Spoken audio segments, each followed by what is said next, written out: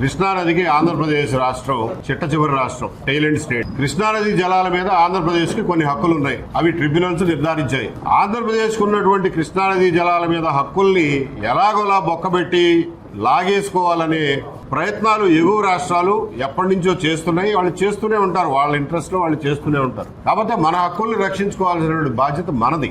అయినప్పుడు ట్రిబ్యునళ్లు హక్కు ఇవ్వకుండా, సిడబ్ల్యూసీ అనుమతులు లేకుండా ఎగువ రాష్ట్రాలు ప్రాజెక్టులు కట్టుకుంటుంటే దాన్ని ప్రశ్నించాల్సిన ధర్మం, వాటిని నిలుపు చేయడానికి ప్రయత్నం చేయాల్సినటువంటి బాధ్యత ఆంధ్రప్రదేశ్ ప్రభుత్వం మీదే ఉంది. అంతే తప్ప మేము ఎవరికి కట్టుకున్నా మేము అభ్యంతరం చెప్పమని చెప్పడానికి మీరెవరు? మీరు ఆంధ్రప్రదేశ్ రాష్ట్ర ప్రజల హక్కులు పరిరక్షించడం కోసం ఏర్పడిన ప్రభుత్వం ఇది.